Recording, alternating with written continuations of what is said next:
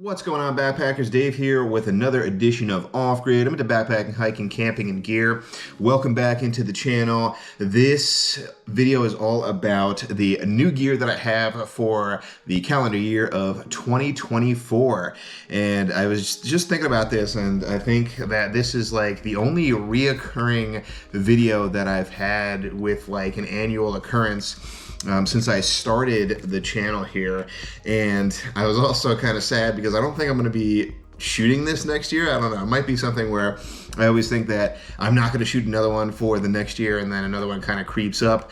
Don't really plan on doing any bigger purchases in the future, however, and I don't have a ton for this video. I just have a few items, but a couple are kind of like heavy hitters, so I figured I'd shoot another one for you and let you guys know what I picked up for 2024. Now, all of these are pieces of gear that are already in existence, so you've probably heard of them, seen them around, but they are new to me.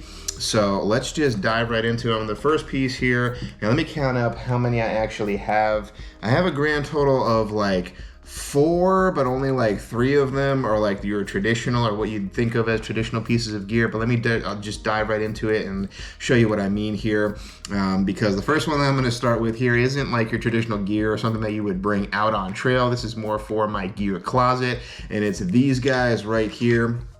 Picked up a couple of these Apex giant backpack hangers, and they're literally just 3D printed, hard, you can probably hear it there, like a hard 3D printed material, I guess like a plastic material.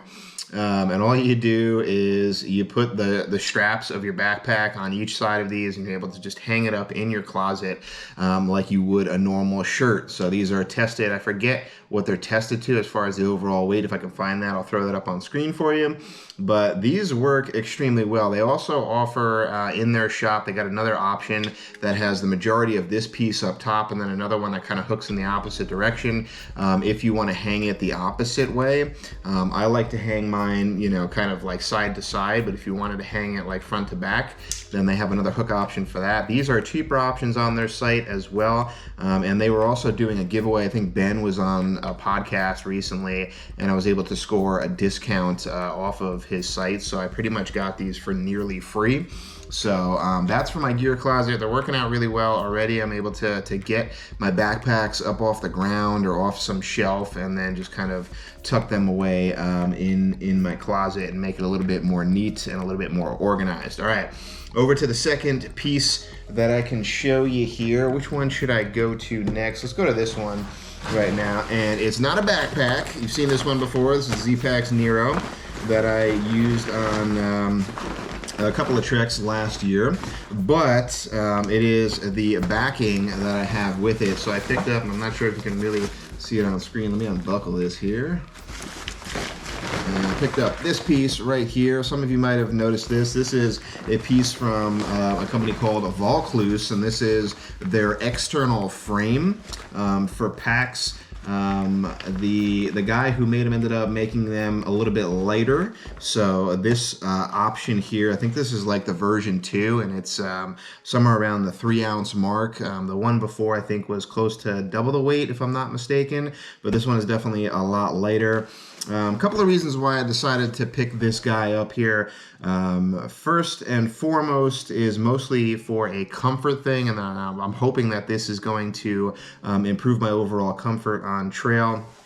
Mostly it was because I was getting, when I was out on the TCT with a few buddies last year, I ended up getting ridiculous shoulder pain, even though I was probably close to the max weight that they want you to have in this Nero, right around 20 pounds. It's still pretty ultra light for the majority of the trip, but it doesn't have, your standard hip transference from the weight from your shoulders to your hips, because this is a non-frame pack, and these hip belts are just kind of loose. They don't really do anything for transitioning that weight. So all of the weight is pretty much and primarily riding on your shoulders. So I wanted to get something that would hopefully mitigate that a little bit and make it ride a little bit more cushiony, if that's a word.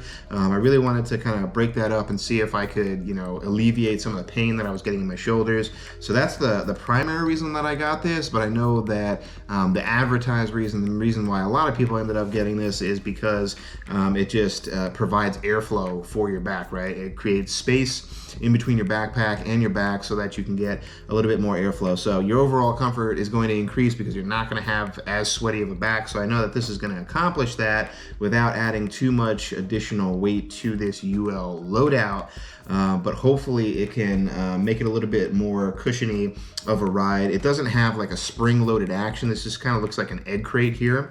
But so I'm not like 100% hopeful that it's going to work out for me, but I am definitely hopeful that it will. So that is going to be item number 2. That's the Vaucluse external frame for my Zpacks Nero. All right, getting over into the next item now that I have for you guys. And again, not your traditional piece of gear, but something new that I'm trying out. And this is by way of meals here. So I might have mentioned this to you guys for some of my low carb meal options. I got a couple videos out now on my food choices when I'm in the backcountry, but I figured I'd give this company a try. And this is, I think it's called Right On Trek, and they have a few different keto and low carb options here, and I basically picked up all of them at the time. I'm not sure if they have any more now, but I've got one of them is the beef stroganoff right here.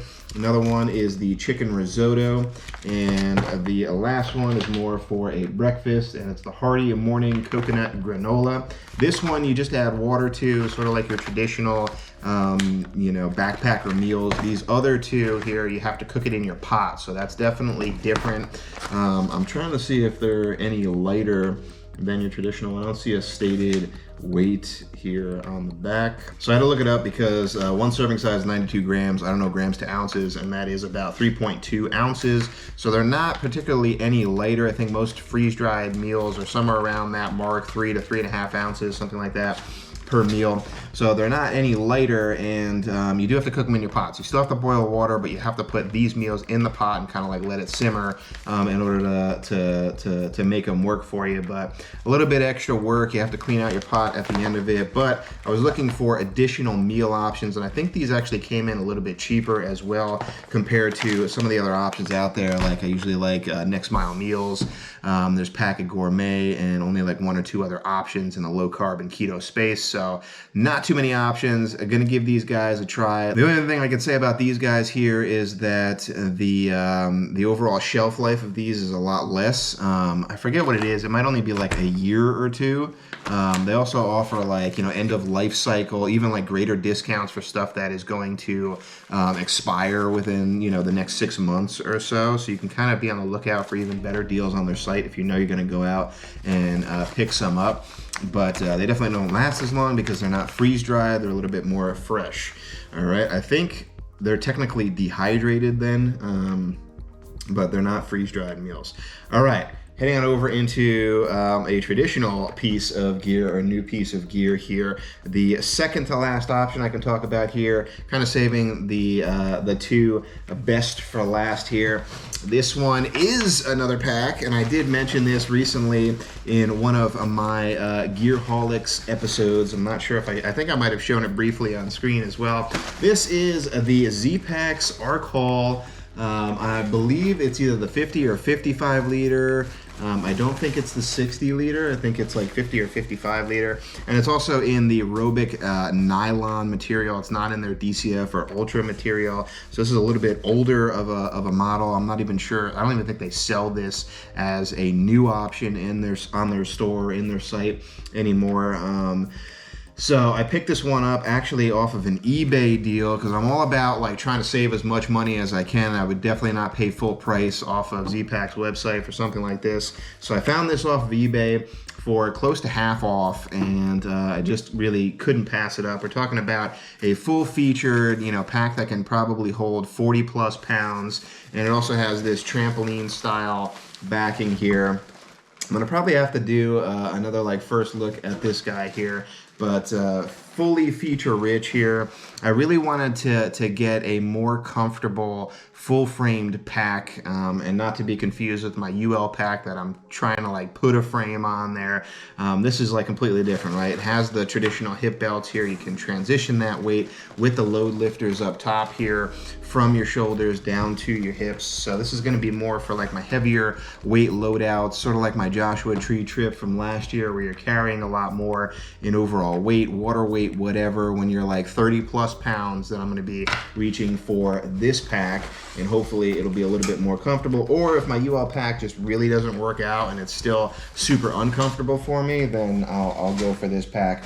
But yeah, Zpacks Robic style Arc Haul series. Really excited to try that one out.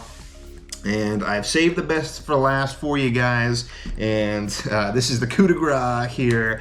And before you call me a sellout, just hold on, hold your horses real quick. I want to do a special shout out to my buddy Devin over at Backcountry Exposure. He was the one who hooked me up on this, and I believe this video is going to be coming out, after I do a first look on this video. So if you haven't checked that out, head on over and check that out. So I did a first look on setting this guy up, but this is the Zpacks Plex Solo in DCF, right? They don't make it in, I don't think they make it in any other material. It's the only one.